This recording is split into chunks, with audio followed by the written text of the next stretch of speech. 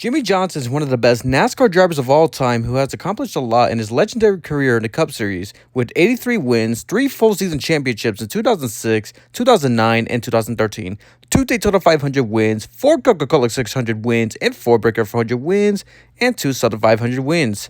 However, on November 18, 2019, Jimmie Johnson would announce that the 2020 NASCAR Cup Series season would be his final full-time season in NASCAR. In his first farewell season, it was yet another tough season for Jimmie. He'd be close to win at the first Darlington race, but would crash out of it. He would be close to win at the first Talladega race, but contact would take place with Kevin Harvick and would spin out. He would miss the 2020 Breaker 400 due to catching COVID, and he would have another chance to win at Kentucky, but would get spun out on the restart by Brad Keselowski with 19 laps to go. It was a tough season overall, once again, whether it's crashes, mechanical issues, or other issues and bad races, whether it's his own fault or not. He would end his full-time NASCAR Cup Series career with a 5th place finish at the second Phoenix race for the 2020 season finale 500, scoring 5 top 5s and 10 top 10s. While he was doing his final farewell in the NASCAR Cup Series, Jimmie Johnson was doing other testing in different race cars for his future post-NASCAR full-time career. On the 69th, episode of Racing Stories, we're going to be going over Jimmie Johnson's IndyCar and IMSA career. With that being said, let's begin. Back in February 11, 2020, IndyCar was at COTA for some preseason testing.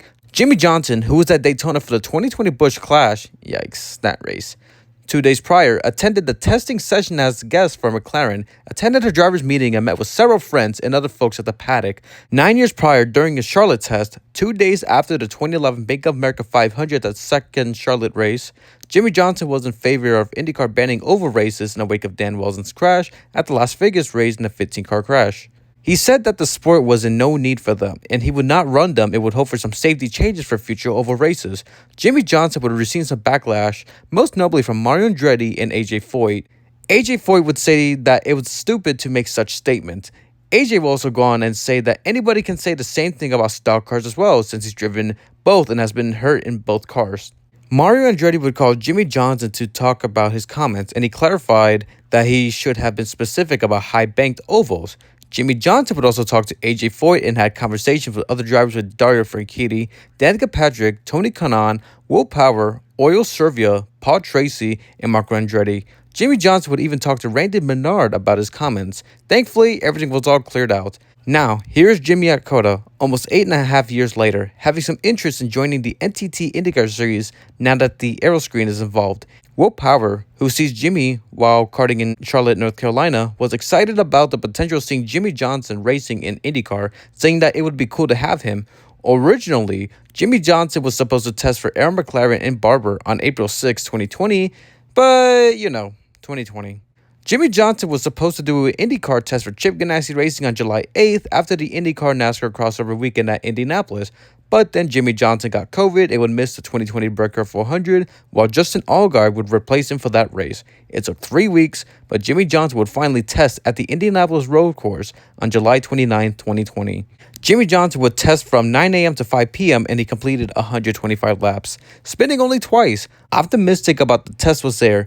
Jimmie gave Scott Dixon credit for informing him about driving an IndyCar, while Scott said Jimmie did a fantastic, terrific, and mega job, and the hardest part is knowing baselines. As each day passes by and each race, Jimmie has continued to compete in the 2020 NASCAR Cup Series season. Jimmie Johnson's future in IndyCar became one day closer to officially as planned. So when does the conversations about racing a car, competing in an event, when do those conversations begin? And that's all taking place now. Literally following that test date, it sparked what I needed. And, I've been able to tell the teams that I'm talking with that, hey, the interest is there. It's a tricky time right now with marketing dollars being hard to find and companies that are actually able to spend money on marketing right now with the COVID situation. So we're out trying to find funds and literally trying to raise sponsorship funds to go run the full road course and street circuit schedule that IndyCar has. That would be my dream world, to run 12 or 13. We got to unpack. IndyCar races. Hold on, we're digesting what you just said. You said 13? I think they have 12 or 13 road course races. You'd like to run all of those. Wow. So yes, that's fantastic. I didn't know you were such a there's a lot there. I didn't know you enjoyed road courses that much to go do 13. or 12. We have them on our cup schedule, but It's unfathomable for Two or- anybody to want to go to a road course. two or three, and I'm pretty good. When you drive a proper road course car, Yeah. you're like, wow, all the things that I thought were bad habits end up being good habits in a car that's really designed to do that. Yeah. So that was Bahrain a couple years ago in the F1 car. I was like, whoa. And then I'm like, okay, well, that's an F1 car, is an Indy car like that. And I got to drive a current Indy car, and I'm like, yep, it's pretty darn close. Wow. So, what about and is this relationship with Chip Ganassi? Are you forming that relationship, or still looking for that team? How does that happen? I mean, what do you have to be with a particular manufacturer? What's the situation there? Everything's really open right now, and I'm speaking to quite a few teams. There's certainly interest with, my status and the switch and the interest that would come with that. So I don't have a team narrowed down yet, but we have a lot of lines in the water looking for sponsorship to take to a variety of teams. There is the manufacturer conversation. Some of the teams I'm speaking to are Chevy, others are not. So that's something I have to consider and weigh out, as time goes on. So we're in that planning phase right now as corporate America looks to allocate funds. Yeah. And, in the next 4 to 6 weeks, I hope to have some clarity on it. And there's not any ovals that interest you. Not right now. I mean, you need more time in the car. 250 in a little go-kart. I'm not sure that's what I want to be doing right now. So, the 500, of course, is. That's what I want to do as a kid. So it's on my radar, but I want to watch this year with their new, windscreen, safety mechanism that they have, and see how that all unfolds. And then certainly a year in the car. And to blow your mind again, I would sign a 2-year deal to go IndyCar racing for, all their road and street circuits. So 22, I would maybe look at the 500. This is our answer on, would you consider coming back to NASCAR next year? No, he's got too many lines in the water. He's going after this IndyCar. Good point. He's going after the circuit, man. He's going after the IndyCar deal. Plans were slowly but surely coming together for not only 2021, but also 2022. After months of learning and a few testing sessions and preparations and deals, on September 9, 2020, and for the first time since 2018, Jimmie Johnson would return to an open-wheel race car and would sign a 2-year deal to race for Chip Ganassi Racing for the road course races in 2021 and a full-time season in 2022. A month after the announcement of Jimmie Johnson's IndyCar plans were made, more announcements were made. On October 24, 2020, Carvana would sponsor Jimmie Johnson for the first time in IndyCar. After Jimmie Johnson ended his full-time NASCAR Cup Series career in his second Phoenix race, he went to Laguna Seca on November 10th. Later, in mid-November, he would test at Barber. While Jimmie Johnson's IndyCar plans were set, there was another racing plan Jimmie was going to do while racing IndyCar. He is also going to go endurance racing in IMSA. On December 4th, 2020, Jimmie Johnson would race for Action Express Racing's number 48 Cadillac DPI-V.R for the 2021 Rolex 24 season alongside Simon Pagenaud, Kamui Kobayashi, and Mike Rockefeller, with Ally Financial, Jimmie Johnson's sponsor from the 2019 through 2020 End Cup, sponsoring Action Express Racing's second car.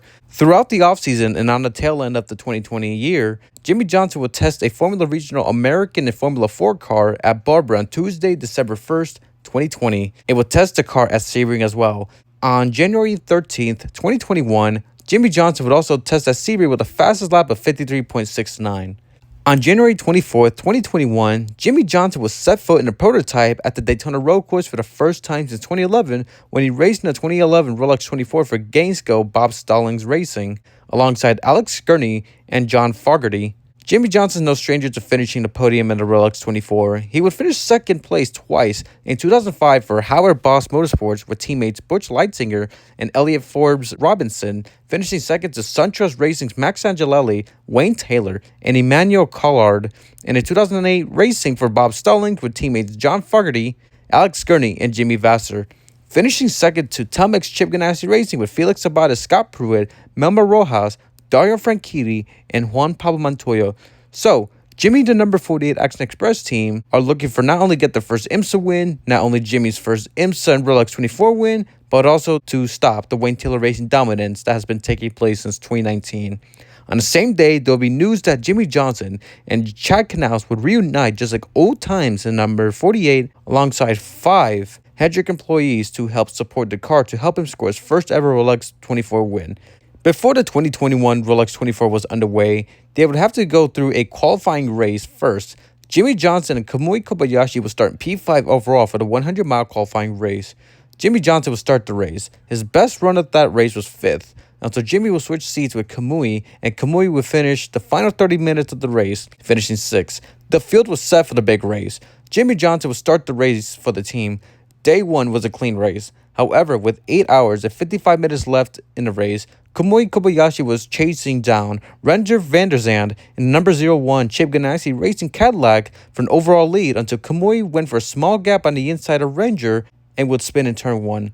Luckily, everything else went fine. The number 48 team would be in 4th with 10 minutes to go, but then Renger van der Zande would have a tire problem once again at her right rear. Kamui Kobayashi would move up a spot, but with 4 minutes and 30 seconds to go, Kamui Kobayashi would pass Harry Ticknell in number 55 Mazda Motorsports for 2nd. Unfortunately for Jimmie Johnson number 48 Action Express team, they would finish 2nd to Wayne Taylor Racing, as Wayne Taylor Racing would go 3 in a row at Daytona.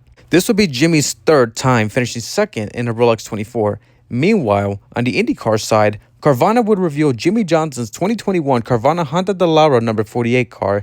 It featured the Carvana Halo in signature blue color palette.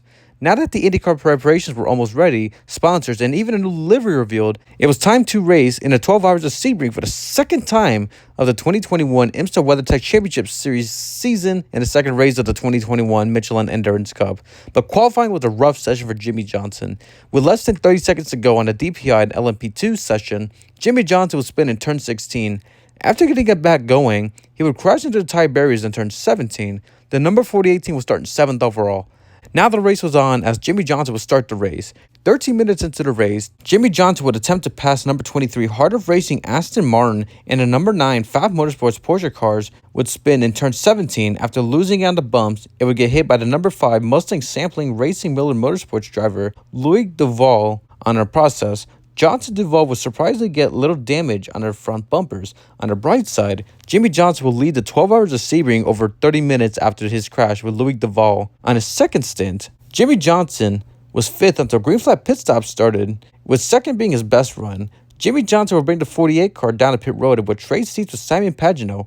Throughout the race, the 48's team's best runs were 4th and 5th. However, on the final lap of the race, Kamui Kobayashi was racing against Harry Ticknell for 2nd, attempting to pass Ticknell for 2nd on the outside entering turn 17, but it was not meant to be. The number 48 Action Express team would finish 3rd, their 2nd straight podium finish. Unfortunately, the number 48 team would be disqualified due to Simon Pagenaud violating his drive time with 4 hours and 6 minutes, finishing 7th in class and 20th overall. After racing in the first 2 IMSA races of the season, it was time for Jimmie Johnson to start his IndyCar career. On the Friday before his first ever IndyCar race at Barber, Jimmie Johnson and 2 other rookies, Scott McLaughlin, who was a 3-time VS Supercars champion from 2018 to 2020, and Romain Grosjean, who won 10 podiums in Formula 1, were also making their IndyCar debut. Well, actually, Scott McLaughlin made his IndyCar debut in the 2020 season finale at St. Petersburg. He took a picture with 3 drivers wearing their black hats saying, "Rookie." In qualifying, Jimmie Johnson would qualify 21st in his first ever IndyCar race, claiming that not qualifying last was a small victory. Hey, at least he was still smiling. On race day, Jimmie Johnson's smile continued to be wide and his childhood dream was about to come true. At the start of the race, Jimmie Johnson would get a taste of IndyCar Lap 1 craziness. Green. Good clean start. Rossi is pressuring Pato O'Ward and then Alex Palou. Rossi is very eager to get by in the first turn. We have a car off in the grass, but he collects it. Rinus VK. Oh, he touches wheels with Simon Pagenaud as well, but Rossi wants to make the move on the first lap. Newgarden. That's blind uphill, a big accident right there. Colton Cars Herta, all over the place. Hunter Ray, Dalton Kellett, Max Chilton, Rosenquist, Hinchcliffe. Huge moment. Jimmie Johnson got loose in dirty air. Newgarden said he got loose up over the hill. That's completely blind over the hill, lost it in the grass, and as everybody else came over the hill, it's driving into a surprise. Cars all over the track. You can't see a thing if you're a trailing car coming over that blind rise. It's like a country road rolling through the hills and just nowhere to go for all of these trailing cars. There you see the Gainbridge Honda of Colton Herta, massive damage to the right front. Ryan Hunter-Reay is out. That's another Andretti team car. Entering one of the straightaways into Turn 5, a big crash took place involving Joseph Newgarden, Felix Rosenqvist, Colton Herta, Ryan Hunter-Reay, and Max Chilton. Luckily for Jimmy, he would avoid a big crash like it was Talladega. After avoiding the 5-car crash on lap 1, Jimmie Johnson would restart in 16th on lap 8. 2 laps later on lap 10, Jimmie Johnson would spin in turn 15, causing another caution. For the rest of the race, Jimmie Johnson would keep his nose clean and bring the car back in one piece with a 19th place finish at top 20. In St. Petersburg, Jimmie Johnson was starting 23rd on the street race debuts, but in the race, it was just double trouble. On lap 17, Jimmie Johnson would lock up his brakes in one of the final corners, hitting the tire barriers. He kept racing, but then he would spin in turn 3 with 27 laps to go and his front wing would hit the wall. He continued to race and finished 22nd. After Tony Kanaan competed in the Texas doubleheaders, Jimmie Johnson would return to the cockpit of the first Indy Grand Prix to kick off the month of May, representing the Blue Steel livery on the Drive the Vote campaign from Carvana Racing that fans can vote which liveries Jimmie Johnson will run throughout the season in races at Belle Isle's Duel in Detroit, Mid-Ohio on the 4th of July, the unfortunate Nashville Street Race, and Portland. Jimmie Johnson would make his Indianapolis IndyCar racing debut on the road course, starting at 23rd. Thankfully, he would stay out of trouble. However, he would get some TV time for a couple battles. Romain Grosjean and Takuma Sato would touch wheels in turn 1 while Jimmie Johnson moved out of the way to let them race. On lap 42, Jimmie Johnson, the fans who were at the race, and the TV viewers and commentators will have a good view of Alex Palou and Rinus VeeKay battling for 4th coming to turn 7. Jimmie Johnson would end up at 24th. While Tony Kanaan raced in the Indy 500 finishing in 10th, Jimmie Johnson would be part of the NBC Peacock pit box for the race with Mike Trico and Denton Kirkpatrick. Coming into the duel in Detroit at Belle Isle, fans had 3 options to choose the new livery for the race: Black Tie Affair, Vendy McQueen, and Fearless Flyer. The fans voted for Vendy McQueen. As for the doubleheader, he would deal with throttle issues, finishing 24th, 22 laps down with a DNF after starting in 22nd. In race 2, Jimmie Johnson would start in 25th but would spin in turn 2 on lap 53. However, he would get back going to finish in 21st, 1 lap down. In Road America, Jimmie Johnson would start in 23rd, but Jimmy would get off track in turn 7 and would crash on the inside wall. Thankfully, he would keep going, finishing 22nd, 1 lap down. After racing IndyCar for 6 races, Jimmie Johnson would race in IMSA again for the first time since the 12 Hours of Sebring to race in the 6 Hours of the Glen. Kamui Kobayashi would bring the number 48 team a 4th place starting position for the race. On race day, Jimmie Johnson would make his second ever 6 Hours of the Glen, his first since the 2010 race when he was in the number 99 Gainesco car for Bob Stallings Racing, being teammates with John Fogerty and Alex Gurney, starting 2nd overall and finishing 6th overall. As for the race, Kamui Kobayashi would start the race. Jimmie Johnson would start his stint 45 minutes into the race. His best run in his first stint was a 5th place due to pit cycles, eventually dropping down to 8th in class and climbing up to 6th until he would finish his stint with 4 hours and 37 minutes, giving the seat to Simon Pagenaud. That would be the only stint Jimmie Johnson would do in the race. The number 48 Action Express Racing team would finish in 4th overall, but after Kobayashi hit the number 01 and Kevin Magnussen while Magnussen was struggling on fuel, on the next race at Mid-Ohio, the Drive the Vote campaign returned for the race as a 4th of July special. There were 3 salutes to service liveries fans voted for, and the fans voted for salute for service number 3 for the weekend. Jimmie Johnson was starting 25th for the race, finishing 22nd, 1 lap down. Johnson ran a much-needed clean race after his Belle Isle races didn't go as planned. The next race would be the inaugural Nashville Street Race. Lovely. And this would be Jimmie Johnson's worst weekend, not only in his rookie season, but his worst weekend of his IndyCar career. In qualifying, he would crash in turn 10. In warm-ups before the race, Jimmie Johnson would lose it nearly at the end of the Korean War Veterans Bridge after hitting the bump, crashing heavily. After some attempts to fix the car before the race, the number 48 team was forced to use Alex Palou's backup car. In this race, Jimmie Johnson's highest position was a 15th after various drivers pitted under yellow after Scott McLaughlin spin. But on lap 19, Jimmie Johnson would be part of restart, piling up in turn 1 after Cody Ware, number 52, hit Jimmy while Jimmy was trying to avoid the big one by braking. He would DNF in 26. After a terrible Nashville street race weekend, Jimmie Johnson would have a much-needed calmer and cleaner race to the second Indianapolis Grand Prix race of the season, reuniting with the NASCAR world, even hanging out with Ganassi's NASCAR drivers Kurt Busch and Ross Chastain alongside with Scott Dixon. Despite a 22nd place starting position, he would have a good race in his own standards and finish 19th. It is not a surprise if you really think about it due to his time testing at the Indianapolis road course and his run from the first Indy Grand Prix race. After Tony Kanaan's stint at Gateway, Chip Ganassi Racing's number 48 team would continue to stay on ovals, but for testing. On August 30th, 2021, Jimmie Johnson, who was the winningest Texas driver in NASCAR history with 7 wins, would do an IndyCar oval test, finally driving IndyCar on an oval. Johnson would say that was a big milestone, potentially preparing for oval racing and even the 2022 Indianapolis 500 on his sophomore year in IndyCar for the 2022 season.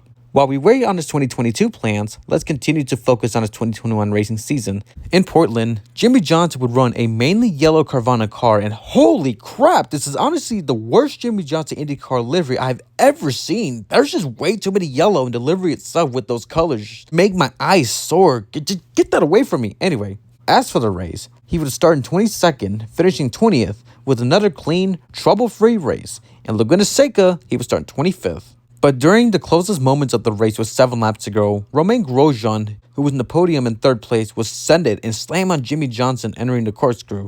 Both drivers would save it, and Johnson would have his best finish of the 2021 season with a 17th place finish in Long Beach. He started 27th. He would once again have a strong and clean race, finishing 17th again. After a struggling, painful learning curve, it seems like he got the hang of the IndyCar racing when the season was almost ending. For a driver in his 40s who raced mainly in stock cars, it is impressive. Despite a 21.1 average finish, what mattered was that he was making some progress. However, my issue with his 2021 season was that he was doing circuits. I knew that would be a struggle for him because even in NASCAR, despite winning only the 2010 Sonoma race, he was not the best road course racer. But still, he did have a solid final race of the 2021 season. Although IndyCar season was completed, Jimmie Johnson's plans for the 2022 IndyCar season was getting started. For the first time since 2019, Jimmie Johnson would return to the Indianapolis Speedway Oval, but for the first time ever, he would drive an IndyCar on the IMS Oval. Doing a 3-stage rookie orientation program along with Romain Grosjean, he was going to race for Andretti Autosport's number 28 DHL Honda Dallara starting in 2022, replacing the 2012 IndyCar champion, 2014 IndyCar champion, Ryan Hunter-Reay. After the rookie orientation program was completed, Jimmie Johnson would have one more race left on his 2021 calendar. It was a 10-hour Petit Le Mans race that rode Atlanta for the final race of the 2021 IMSA WeatherTech Championship Series. Kamui Kobayashi would bring the number 48 team a 6th place starting grid for the race.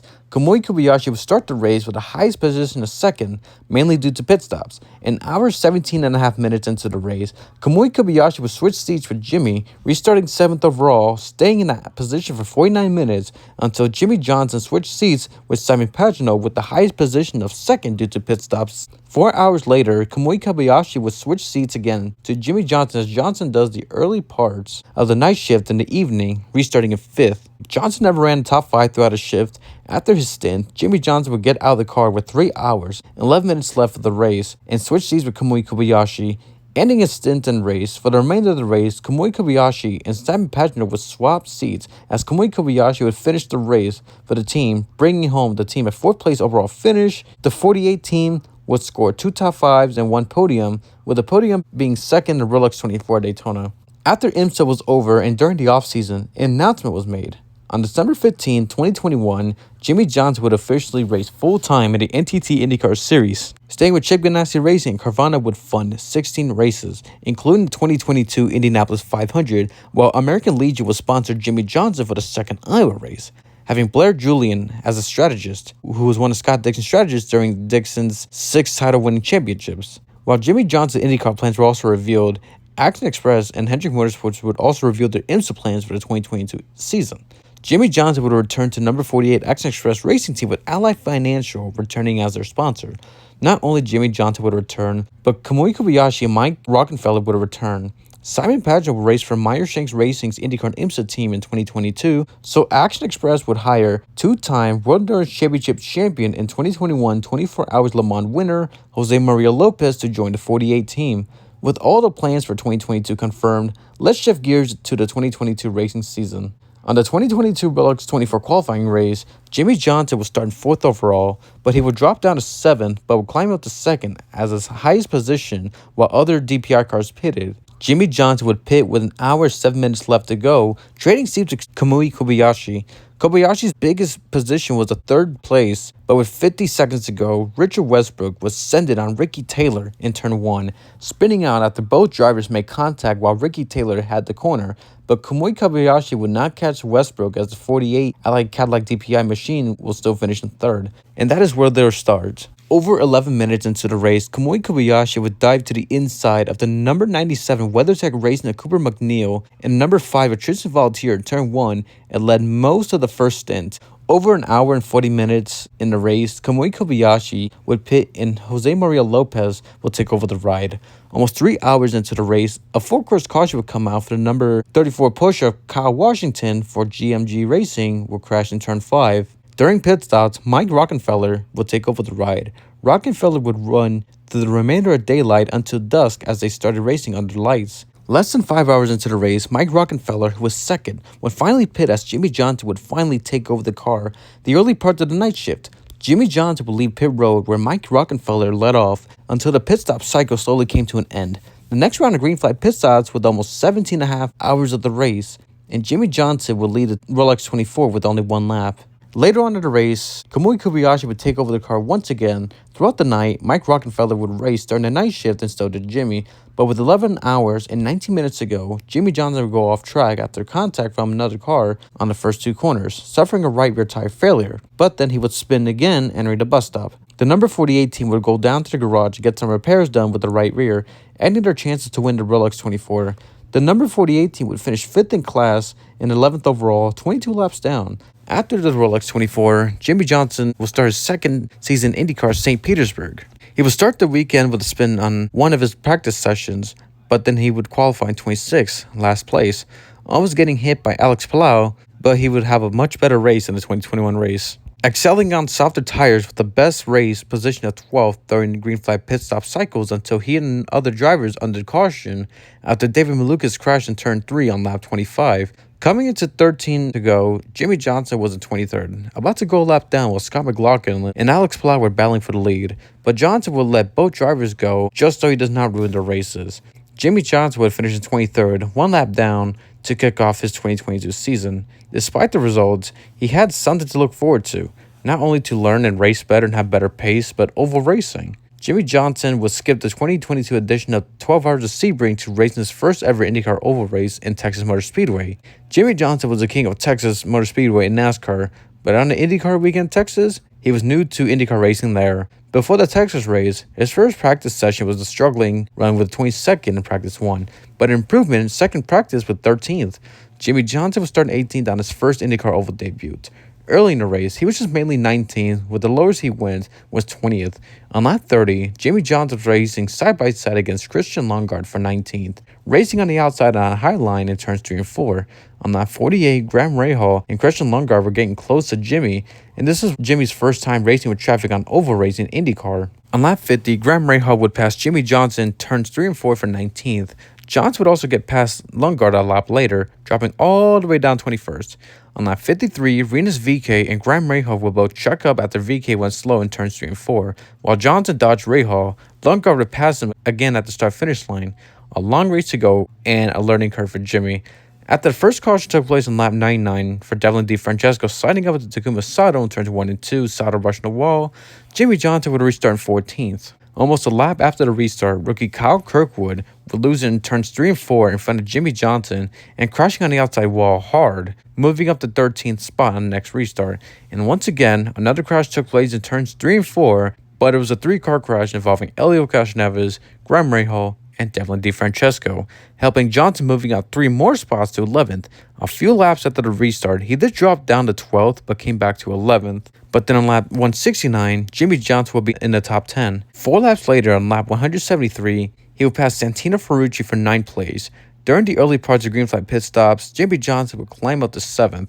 Despite being a lap down on lap 197 during green flag pit stop cycles, he'd have some close calls while trying to battle against Simon Pagenaud for position. I don't know if he's going to be able to hold back these Penske's. And the difference there, Hinch, is 5 laps, which is considerable. Dixon getting caught up in traffic. It's Callum Eilert. Look at Pagenaud in the pink and black. Meyer Shank. Machine sweeps by Oh Jimmie boy, Johnson Jimmie on the high Johnson's side. going high. Hold on, Jimmy, he does. It's a 220-mile-an-hour game of chess and game of chicken at the same time. Jimmie Johnson, I think one of the only guys we've seen turn in on the high line with a car in front of him and come out the other side. Jimmie Johnson just passed his Chip Ganassi two champions, Dixon and Palou, on the racetrack, straight up in traffic. His pit stop is complete. Johnson having the best race of his IndyCar career. Jimmie Johnson's Texas race went from a learning race to a racing race, racing just like his old prime NASCAR self from back in the day. With 23 laps to go, Jimmie Johnson would pass Renus VK for 6. 15 laps to go, coming to 14 to go. Jimmie Johnson would finally reach the top 5 while racing against Simon Pagenaud, but Simon Pagenaud would get 5th back until 12 laps to go when Johnson got it again. Jimmie Johnson had a chance to get his first ever top 5 in his IndyCar career on his oval debut in the sport. He held on for 5th until Scott Dixon took it away from him with 2 laps to go, but Jimmie Johnson would finish in 6th. And a very impressive drive for Jimmie Johnson. There were a lot of expectations from others and from you coming into this event, your first IndyCar oval. Did you expect to run in the top 5 and finish 6th, though, honestly? No, that would have been, a home run. So I feel like I came very close to doing that. I hoped to have qualified in the top 10 and the race in the top 10 and missed the qualifying mark by a bit. But once we hit the halfway point in the race, I really could sense and feel the car, and it became second nature, and off I went. So just very thankful for the support that I have from Chip Ganassi Racing, my teammates, team members, the fantastic support from Carvana that I've received, the American Legion, Ally Bank. We knew going over racing would help, and today got us in the competitive mix. You passed some heavy hitters, some Indy 500 winners, some champions. You touched on it. How did your confidence improve throughout this race? Did you realize what you were doing? There were a few moments, but they quickly vanished because things are coming at you so fast in these race cars. But when I was racing with Dixie at the end, I thought that was pretty cool and pretty fun. We had a little trouble with our telemetry and didn't know how much fuel I had saved, so I had to really go into conserve mode at the end and couldn't fight for that top 5. But what a special day. Just very thankful. A big hello to my family and their support, my fan base. It's a lot of fun. On the cool-down lap, I heard your engineer, Eric Cowden, telling you great job, and now let's go win the Indy 500. That's next as far as ovals are concerned. Are you ready? Yeah, no pressure.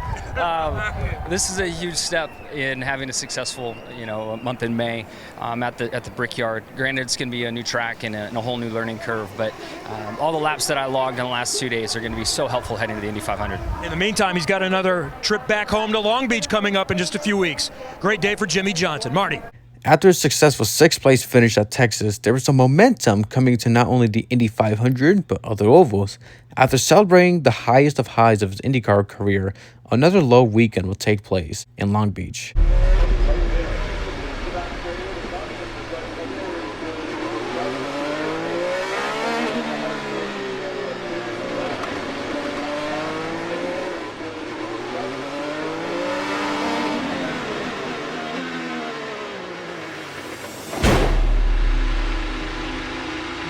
Turn 5, you can see him right away flexing one of his hands.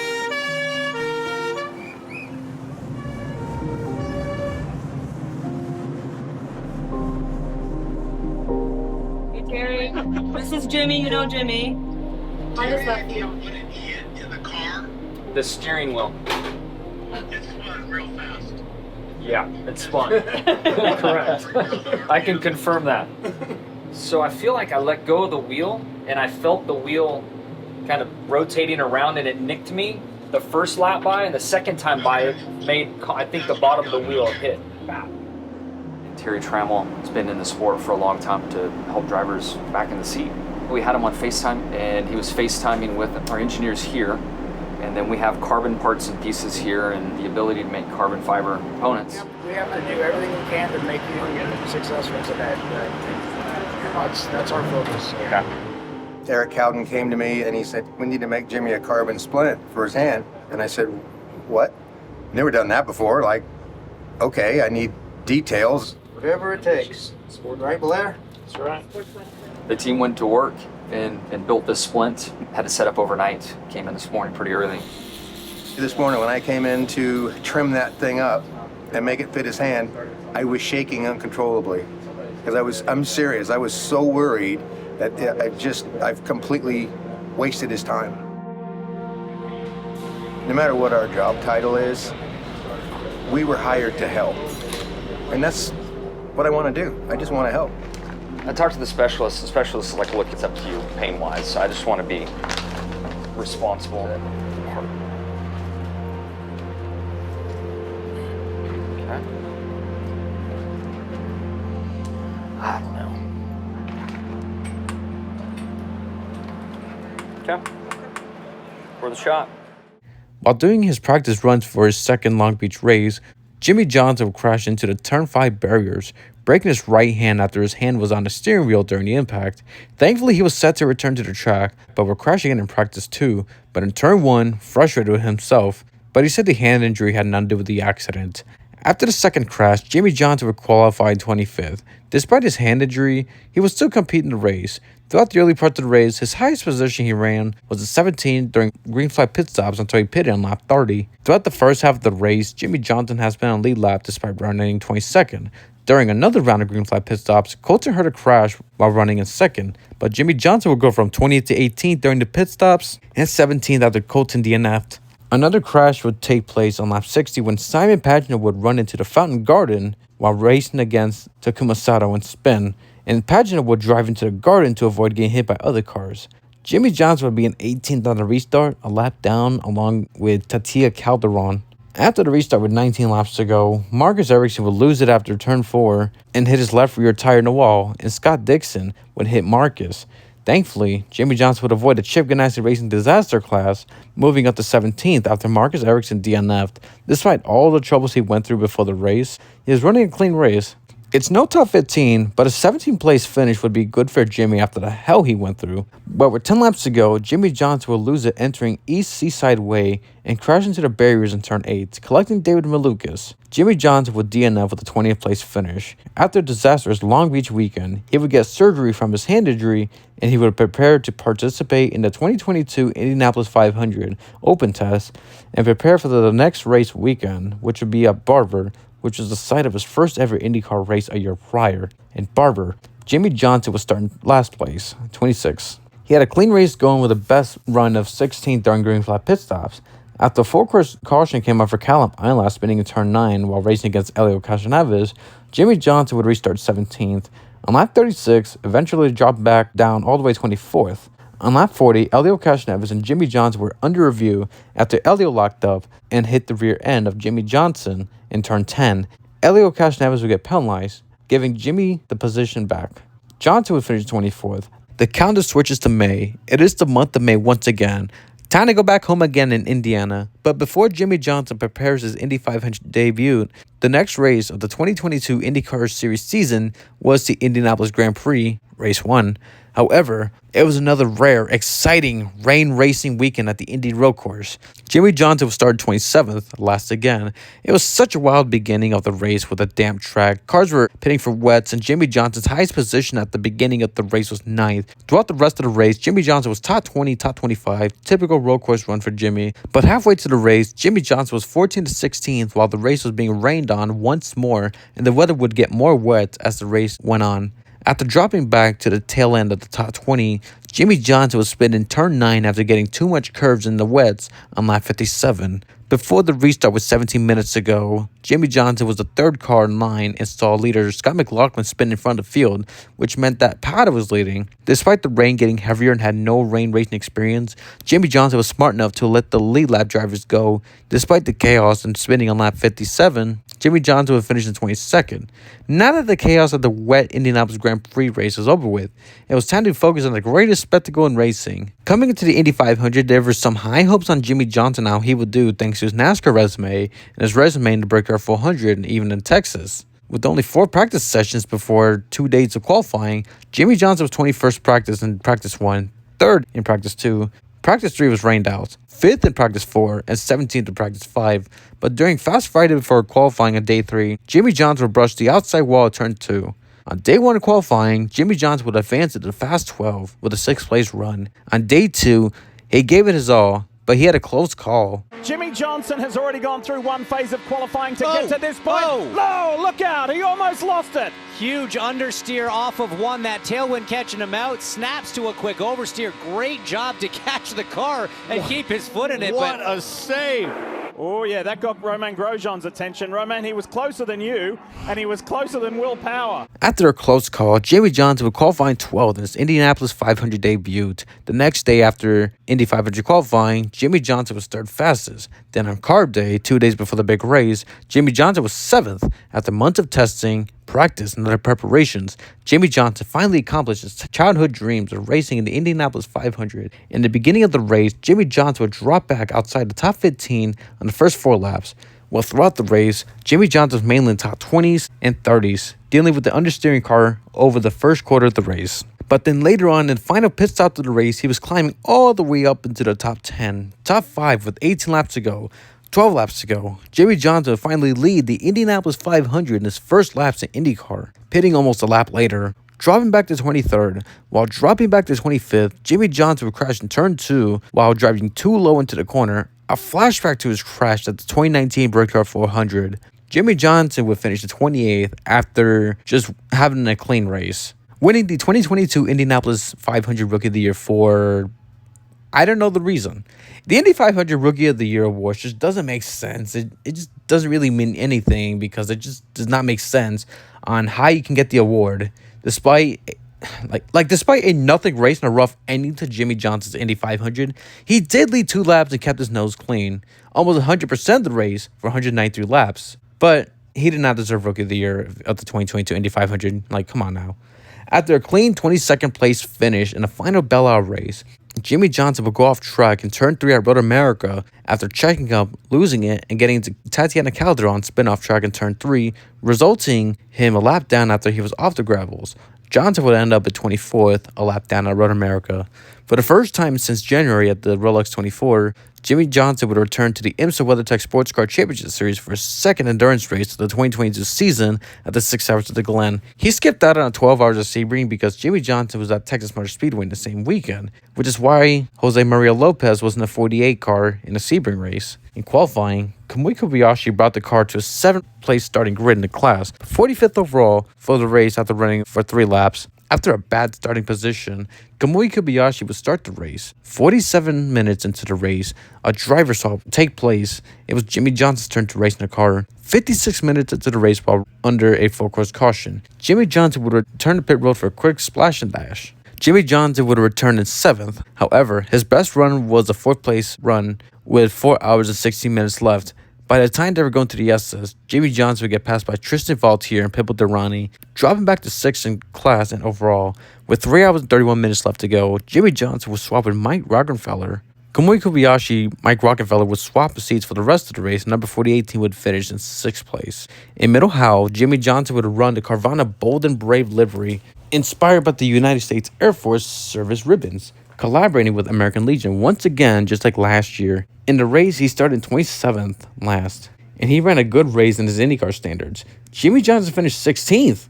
How? He did not drive for Andretti, that's for sure. Y'all remember when the Andretti drivers kept killing each other in that race? Even Devlin DeFrancesco was a victim of the Andretti disaster class. Devlin DeFrancesco! Which costed him a position behind Jimmie. But for real, Jimmie Johnson ran a good race and had the best cause and finished in 16th.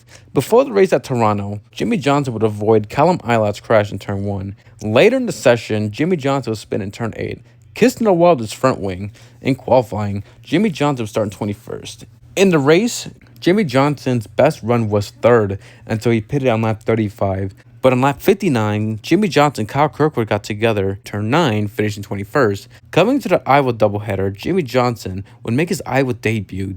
Jimmie Johnson has never raced an Iowa Speedway ever due to the Cup Series not racing there until 2024. In qualifying, Jimmie Johnson started 15th for race 1 and 13th at race 2. Due to his oval experiences, the expectations for Jimmie to perform well in both Iowa races was there. In race 1, Jimmie Johnson moved up to 13th since the start of the race, but would spin early in the going in turn 4. After the spin, Jimmie Johnson restarted 15th, but was moving up some spots, especially at the start of the green flag pit stops. During the first round of the green flag pit stops, Jimmie Johnson would take the lead for the first time since the Indy 500 on lap 62. Jimmie Johnson would lead 19 laps. Johnson would pit on lap 80.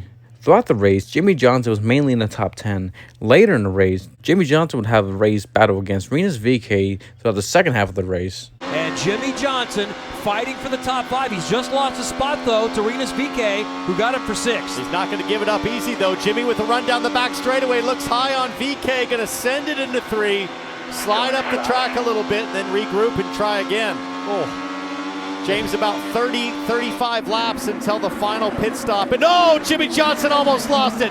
Huge moment at the back of the race car going into 1. That was on the way in. He couldn't decide which lane he wanted to go to. He was trying to wait for Rinus VeeKay to make that first move. Big wiggle, but man, he kept his foot in it. It hasn't scared him. Here's the onboard. Whoa, he may have gone on the brakes there.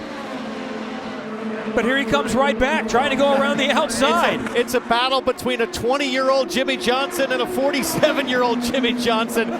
Half part maniac, half part father of 2, responsible, thinking, all right, I got to keep it all together here and finish this race. And the guy in front of him actually is 21 years old, Rinus VeeKay in that orange Bitnile car. And Rinus, usually known as the guy that likes trying to roll that outside lane, make some spectacular passes happen. But it's been Jimmie Johnson today that's been putting those moves down. So he goes way high in 3 and 4. And he'll go 2 laps down almost certainly here, maybe more, as the right rear tire changer has to go to the spare wheel nut. Meanwhile, Rinus VeeKay and Jimmie Johnson back at it. Jimmie Johnson has been fighting for the top 5 throughout most of this day, battling for 5th right now. Up ahead, the Carvana onboard looks to Rinus VeeKay. Maybe playing a little bit better now as we go back to the VeeKay Johnson battle for the top 5. Jimmie still loving that super high line. You see Rinus up in lane 2. Jimmie Johnson's just trying to get the right side of his wing out into that clean air. Rinus is going to go all the way to the bottom. That's going to allow Jimmie some time to roll around here. Look at the momentum he's going to have coming off of 4. It's pretty cool. Johnson just sort of slides up to that high line, and when he gets all that air on his car, he just gets right back after the throttle with all the downforce available. Meanwhile, Simon Pagenaud been on the struggle bus today as he comes to pit lane. He was already down a lap, and Jimmie is looking to the outside. Some questionable definitions are clear right now, guys, from the spotters of these 2. But Jimmie not being pushed around. He's going to have some big momentum coming off of 2 here if he can stay side by side with him. Oh, Rinus is really not giving him any room. Super impressive by both to maintain their line and not make contact. VeeKay not giving up, and he hangs on to 5th for the moment. Jimmie's making me nervous. He's awfully aggressive, right up on the edge where the grip goes from good to nothing. But at this stage of the tire life, Rinus has a lot of grip in those Firestones. He can afford to do that. Jimmie's taking better care of his tires by being up in that second lane. So fast forward, 10, 15 laps down, and we could see these guys swapping positions. Reminds me so much of Texas earlier this year when Jimmie Johnson learned in the first couple of stints and then got really aggressive and used all that knowledge to good use as he has a big moment. Here we go. Johnson to the outside. Can he clear him this time? VeeKay still battling in that orange car on the bottom. VeeKay's got a car low. That's Simon Pagenaud coming out of the pits. That allows Jimmie to get it done. So VeeKay getting boxed in. Jimmie Johnson inside the top 5. Best IndyCar finish, 6th earlier this season on his first oval at Texas Motor Speedway. Less than 50 to go, Jimmie Johnson was in 5th place while dealing with understeer. Despite dealing with the understeering car, Jimmie Johnson would have battle against Romain Grosjean, Scott Dixon. Auto Nation on board with Grosjean, ahead to Johnson. You see him trying to run in the wheel tracks at Jimmie Johnson. That's never going to be the fastest way when the bottom's clear like that. But sometimes your car just isn't quite handling well enough to go where you should put it. Roman's probably working the tools in the car. He's got the front and rear roll bars that adjust the stiffness across those axles, and now he's got a good run down the inside. But man, Jimmie is so comfortable floating it in with big speed on the high line, and it causes Grosjean some indecision, a little bit of hesitation to the inside. He's not sure exactly what's going to happen with the 48. And on board with Dixon now, the PNC Bank on board. You can see him just catching that thing on the way in, Townsend. With these guys running side by side, almost no clean air on the 9. He's just barely hanging on to that thing. Jimmie. 48 responds, that huge radius, the highest line on the track right now. Jimmie Johnson making it work, holding off Grosjean. Now it looks like Grosjean should be able to slide up the track and get by. It'll be interesting to see what line Grosjean takes. He hangs it up in that second lane. Jimmie tries to stay with him, but Scott all in the bottom in that open air. He's going to go right by Jimmie Johnson here. That'll push Johnson down to 8th if he can complete the pass. Grosjean sort of sitting in the middle of the racetrack, giving both of the cars behind him half a wing. Now Jimmie putting the same technique to use on his teammates, staying high, getting a good run off the corners. This is stock car 101. It really is. Scott's really good on the bottom of 1 and 2, though, able to clear Jimmie Johnson there. Yeah, it is. This is much more like the racecraft you'd see in a Cup car, and something Jimmie's very familiar with, this level of tire degradation. Despite running his possible best IndyCar race of his career, Jimmie Johnson would be a lap down coming into 9 laps to go while in 8th, but would drop back even further to a disappointing 11th place finish despite having one of his best IndyCar races of his career. Fun early. You raced in the lead. You raced with Rinus VeeKay really hard. Just tell us about what I'm sure was an eventful day finishing 11th. Yeah, it was. I mean, the spin in a Cup car, you can always hang your left front tire on the paint. You might remember at Richmond, we just sit there and chase the paint, and it works. It doesn't work in an IndyCar. I just figured that out in that opening run. And then in general, I mean, at the first half of the race, I had some lines working. Nobody else was really working yet. And then the spotters are awfully good here and queued up every driver I was catching, how to defend and block. And before I knew it, the lines that I had working were kind of run off. And then I tried to find some new stuff. And that last run, we just went so far, I burned the right rear tire off the car. But still a very strong performance. Super happy for everybody here at Chip Ganassi Racing. Thankful to support from Carvana, the American Legion, everybody on this program. It was really a lot of fun today to be up there racing. You didn't lose any of your aggression after that lap 16 spin. That battle with VeeKay was amazing. Like, how do you keep your foot in it after losing it early? Yeah, I just think instinctively I tried to run the painted line like I would in a Cup car, and as soon as I touched it, I was like, oh, you idiot. Why'd you do that? And thankfully I kept it out of the wall, was able to bump start it once I got going on the front stretch and pointed in the right direction. But that was just a lot of fun. Had the outside lane working, on a lot of those restarts, making up spots, racing hard with the regulars up front. That was a lot of fun. All right, he put on a show today, that Jimmie Johnson. He ran in the top 5 a lot of the day, finished in 11th. Despite a disappointing result, Jimmie Johnson had another chance to do it all over again in race 2 the next day, but this time finished better than 11th. In race 2, it took Jimmie Johnson to make it to the top 10, but would drop to 11th. Eventually, Jimmie Johnson would make it to 4th, his best run of the race.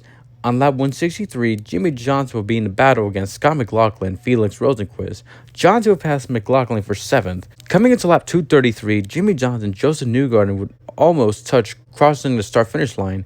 On the closing laps of 14 laps to go, Jimmie Johnson would race against Indy 500 champion point leader Marcus Ericsson. Jimmie Johnson back on the inside of Marcus Ericsson. Marcus has been liking that high line. We know that's Jimmie's preferred line. See if he can make the bottom of the racetrack work to make a move on the 8 here, but like we said, there's championship implications to Johnson going by Marcus Ericsson right now. Jimmie has to go high in 3 and 4. Looks like he's taken low in 1 and 2, but right now, where he goes will be determined by where Ericsson goes, and that's determined by the car in front of Marcus Ericsson. Which I believe is the number 4 of Dalton Kellett at the moment.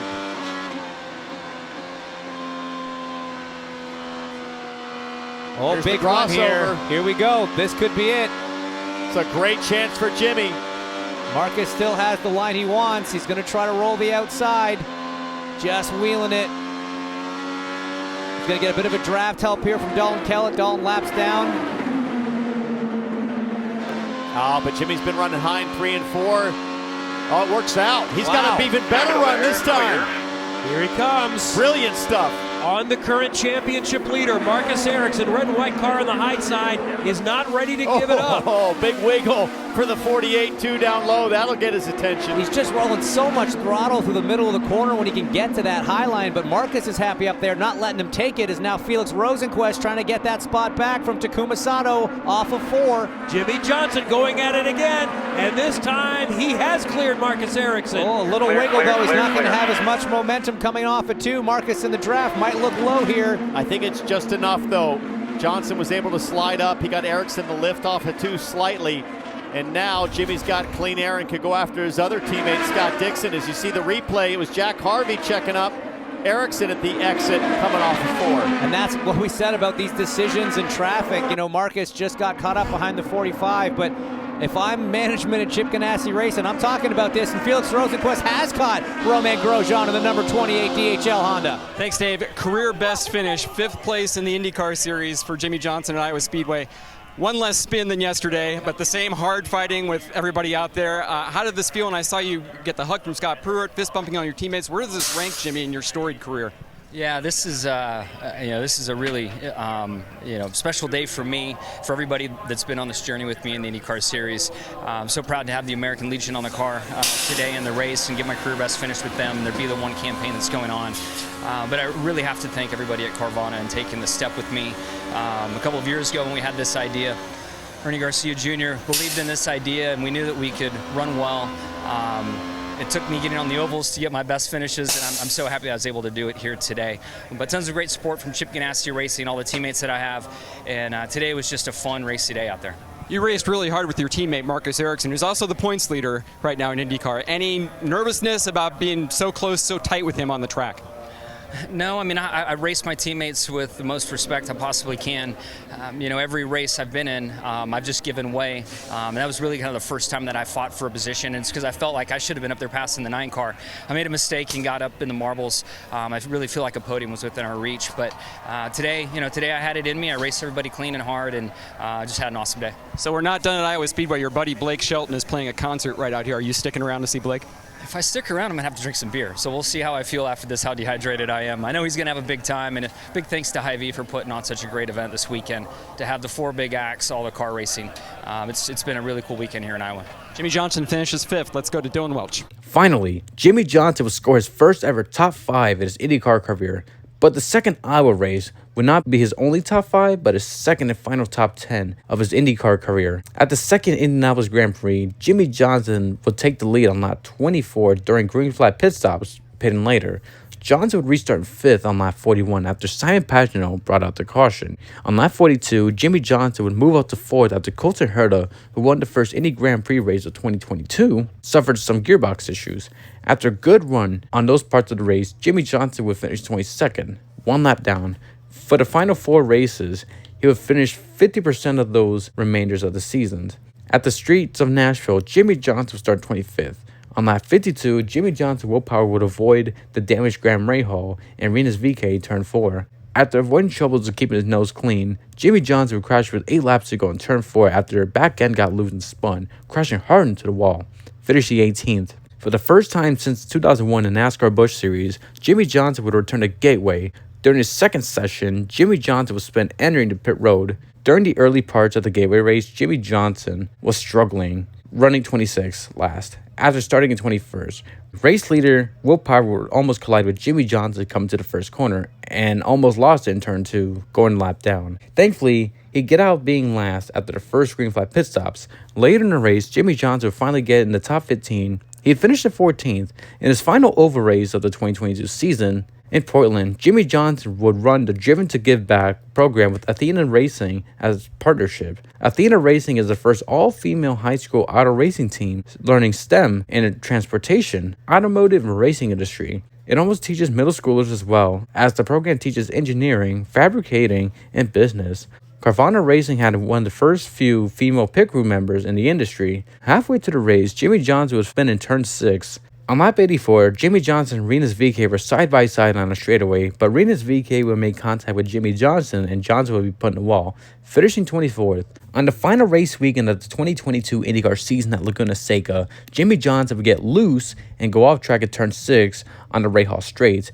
In practice 2, he would go off track at the corkscrew. Early in the race, Jimmie Johnson would have 2 incidents with Dalton Kellett at the corkscrew. First contact, there was just contact. Second contact, Dalton Kellett would get down on Johnson. Johnson would spin him out. Johnson would get penalty and had to let Dalton by. Despite those incidents, Jimmie Johnson would finish 16th to end the season. In the 2022 IndyCar season, Jimmie Johnson would have 1 top 5, 2 top 10s, 5 DNFs, and average finish of 18.6, finishing 21st in points. Of course, 2022 was a bit of an improvement, but not by a lot. He did better on ovals, which was expected, depending on who you are. In terms of circuits, he had 4 top 20 finishes in 2022 compared to his 5 top 20 finishes on circuits in 2021. After the conclusion of the 2022 NTT IndyCar Series season, Jimmie Johnson made an announcement. Hey everyone, I've spent the last, week plus with my family and certainly with my thoughts, just trying to understand what my 2023 calendar might look like. And, through that process, I'm really at a point where I'm feeling very satisfied with the accomplishments that I had in 2022 and running the full-time schedule. This experience for me has always been one for my reasons. And, I decided to do this, made a lot of people question it, but, I wanted to chase my original dream and run in the IndyCar series. And I truly felt like, as this year started, that I would want more years, that I'd want to continue on. But through this period of time, I've had to reflect, and feeling as full as I do from my full-time season of racing, the accomplishments I was able to have, and certainly the experiences I was able to have. I'm here to say today that I will not compete full-time in 2023. I'm not saying that I'm out of a race car and not competing at all. I still very much have the desire to compete. But from a full-time standpoint and what's required and the energy, effort, time away from home, all that makes all the commitments required to be your best for a full-time season, I'm just not there right now. And I feel like 2022 checked so many boxes for me, and I had such an incredible time that I'm going to take a deep breath and think hard about what 23 might look like. I'm still working on my kind of bucket list of races to compete in. And 24 Hours Le Mans is still out there for me. I love sports car racing. I love IndyCar racing. I've always been curious if there might be a one-off event in NASCAR that might fit for me or work for me. So all of that is still in play. And I really do anticipate racing somewhere next year. Thankfully, I do have options. I've had the best time at Chip Ganassi Racing, and I know that Chip doesn't want to see me go anywhere. I'm certainly looking at some options there. I've had the amazing support from Carvana, and I know as long as I'm behind the wheel of a car, I feel certain that they want to continue the relationship and be there for that journey. And I certainly want to thank the fans for all their support. And again, this isn't a goodbye. This is, I'm going to find some new projects and continue to find new ways to challenge myself. After spending 2 years racing IndyCar, Jimmie Johnson would step away from racing full-time with an unknown future in racing at the time, whether it's IndyCar or NASCAR. What we knew was in sports cars, he wanted to race in the 24 Hours Le Mans. What we do know is that he had one more IMSA race to do in the 2022 IMSA season, and it was the Petit Le Mans. For the final time in the 2022 WeatherTech Sports Car Championship Series, the number 48 team would start in 6th. Kobayashi would start the race for the team with the best run of 3rd and 4th early in the going. Over an hour and a half into the race, Kamui Kobayashi would enter pit road with the double yellow flag was shown while the cars were low on fuel. Jimmie Johnson would take over the car. On his first pit stops of the race, there was problems on pit road. Jimmie Johnson was gassing it before the air jack was dropped. After that issue, Johnson was 9th overall with 2 LMP2 cars ahead of him. Jimmie Johnson would be in the car for 2 hours. It would trade seats with Mike Rockenfeller with 6 minutes and 29 minutes left of the race. Jimmie Johnson would have his turn when the race was on its way to sunset, and at one point he was battling against Scott Dixon and tried to catch Helio Castroneves for the top 5. As the race was getting darker, Jimmie Johnson did manage to get into the top 5 with almost 2.5 hours left to go on the race.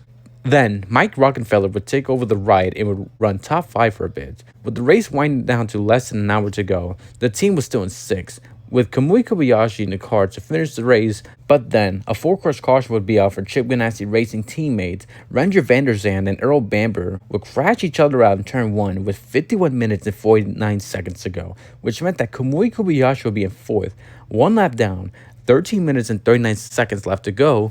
Felipe Albuquerque, number 10 Wayne Taylor Racing Acura, was slowed down after he made contact with number 57 Mercedes Windward Racing Team, losing the 2022 DPI Championship, in which would be another spot gain for Kamui Kobayashi. Not just another spot, but a podium to end the season.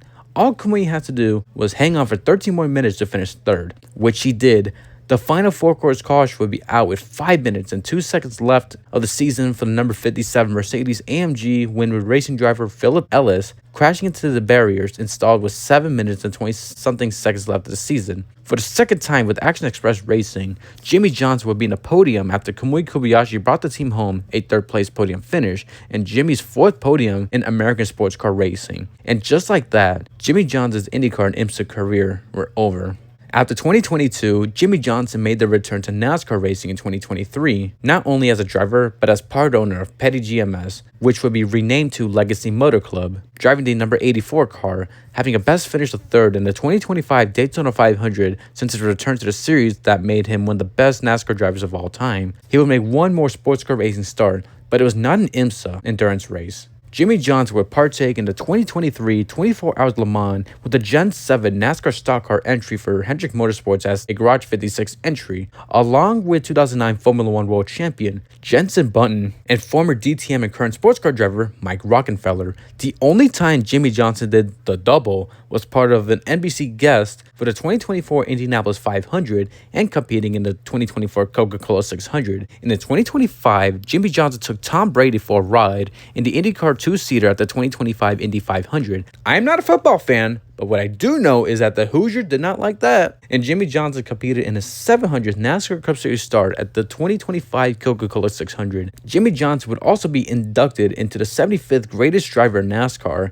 in the NASCAR Hall of Fame, class of 2024 and 2023. Jimmie Johnson would announce that he would race in San Diego at the naval base Conroe, which will take place on June 21st, 2026, and also he would race in the 2026 Daytona 500. On November 16, 2025, Jimmie Johnson would reunite in number 24 Hendrick Motorsports Garage 56 Chevy Camaro at Fuji Speedway for a demo run, along with Kamui Kobayashi in number 67 23XI Racing Toyota Camry. John Hunter Nemechek's Legacy Motor Club number 42 Toyota Camry Cup cars were there too, alongside with Takuma Koga's number 12 Fast Track Racing Toyota Camry ARCA car and 2 Super GT drivers named Toshiki Oyu, who drove the number 52 ARCA Chevy SS car, and Kazuto Kotaka and number 9 ARCA Ford Mustang car.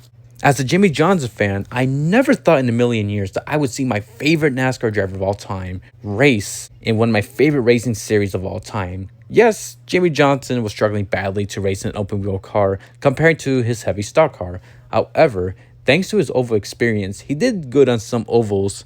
I feel like if the sport had more ovals again, or did ovals only, his IndyCar career would be looked more in a positive way, and he would have done well, maybe a 3rd at best. Of course, circuit racing was going to be an issue, not only because of his age, but because of his lack of success on road course racing. Same with IMSA.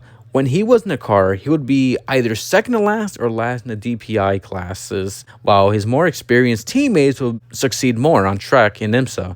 Regardless, Jimmie Johnson accomplished his dreams of racing in IndyCar and tried sports car racing again, which is amazing to see. Minimal success? Yeah.